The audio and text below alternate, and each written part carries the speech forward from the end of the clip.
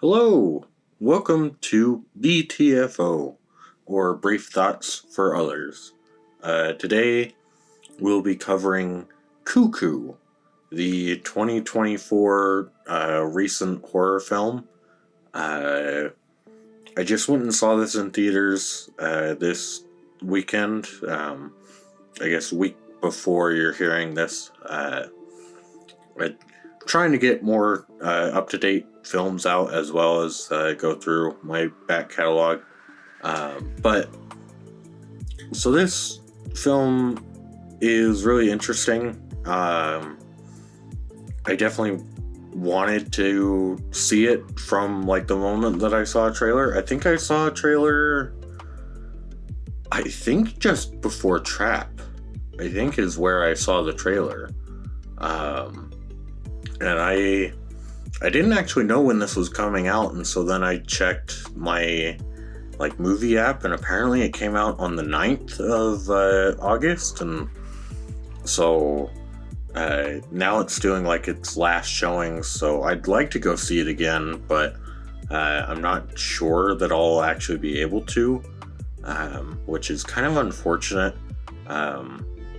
It's kind of unfortunate. I don't know what the deal is, why it's being carried for so little amount of time.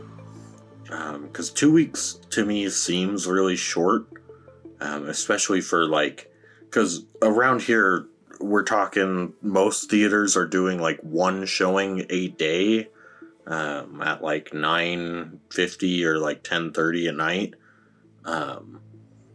And so I had to go to downtown Salt Lake to go see this.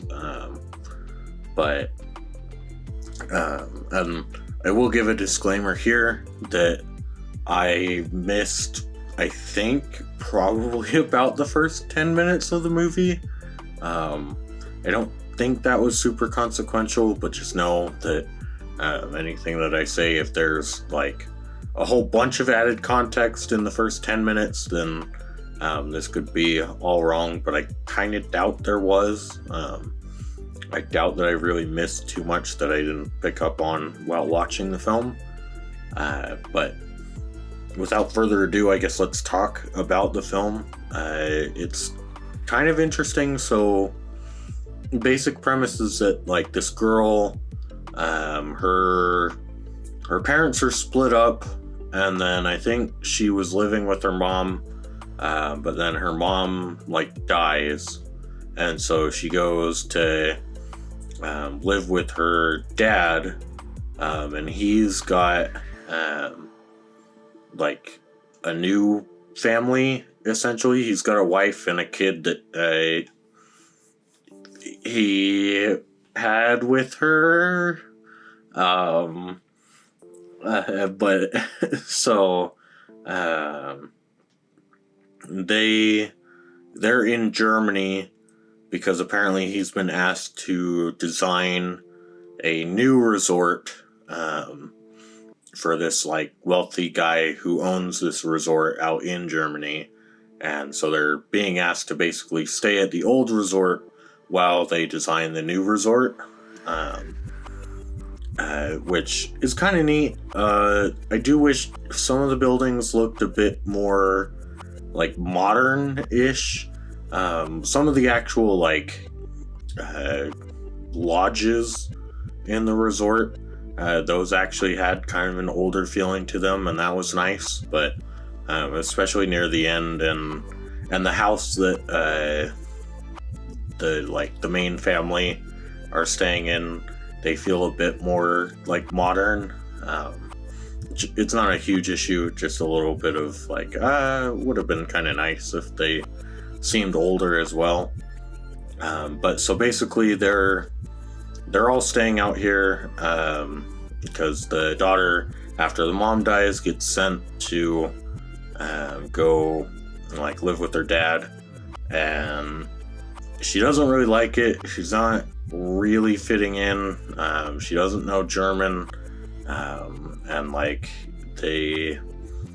Dan Stevens plays the rich guy who owns the lodge, and he talks about like being really into nature and stuff, but he also makes it clear because he gives her a job as a like receptionist at their desk, at their like hotel desk basically. He makes it clear to her, no, I'm gonna pick you up. You don't go home after dark like on your own. And she kind of questions that and like kind of blows him off as like, well, no, I've got a bike, like, you know, it's fine, like, you know, my bike has a light on it, like there's no one else up here really but like us and like the few guests who come in, so like, no, I'll be fine. And then like she ends up staying late one day and then decides to go home on her bike, and she gets chased down by like this old lady basically, and then the old lady like disappears, and so everyone's like not sure whether or not to believe her, because they don't really know why she'd do it otherwise, but they do kind of feel like she might be doing it to get attention. And then the stepdaughter, or I guess the half daughter, she starts having like seizures. They kind of blame the main character. They blame her for it, because they're like, oh, well, like you're creating like stressful events and stuff. She's got this new family member that like now she thinks is in constant danger, and so you're like creating a whole bunch of stress, and that's causing the seizures. And so then basically from there, like several events occur, but we end up basically getting the reveal that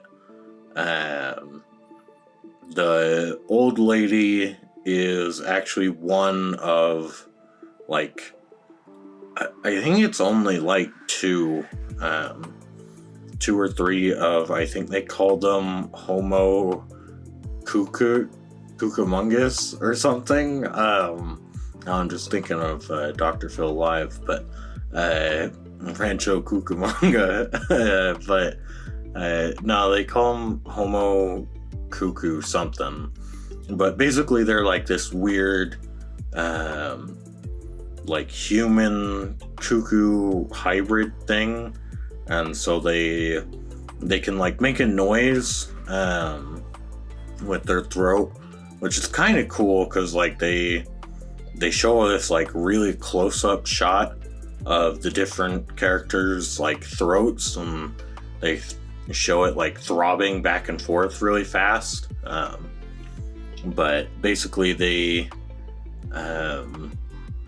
like they explained that they, like the cuckoo bird, they implant their eggs into a Homo sapien, and then the Homo sapien will have their kid and then like raise it, or they'll fertilize the egg and then have their kid and raise it, and then eventually the cuckoo creature comes back for their kid.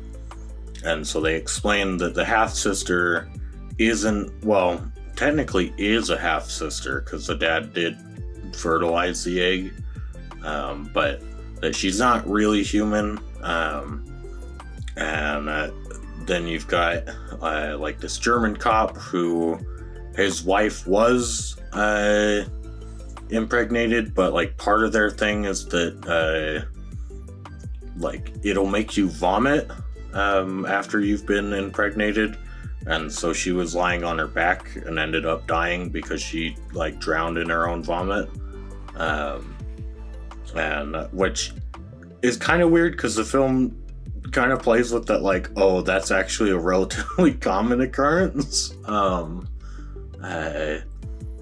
But it tries to play with the idea that Dan Stevens is like this actual like nature preserver, and so he's like, no, like we need these creatures to be alive. Like, who are we to say like they should go extinct? And that's kind of a cool idea, but I don't know, it's not particularly great. It's not like, I don't know, all the ideas in this I wish they went more in depth with, rather than, because I don't know, it doesn't feel like a film that wastes my time. It actually felt like it was over relatively quickly.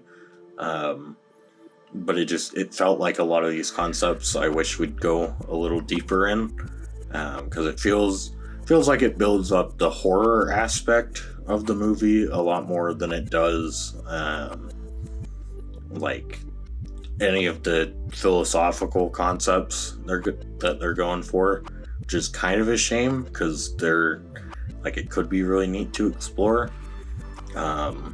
I will say that my favorite part of the movie is so right near the end, they get on this like Mexican standoff where this German cop that his wife died, he's here and he's got a gun and he's like standing behind a pillar waiting for Dan Stevens to pop out, and Dan Stevens also has a gun and he's waiting for the German guy to pop out.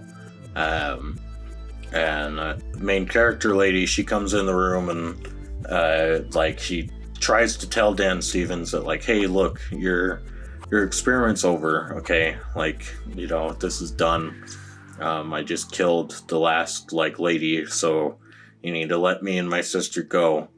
And then like Dan Stevens it starts to give this speech about like, oh no, like you can't like truly get rid of like these creatures, like you can't think that I'd be like that dumb to believe that you did it.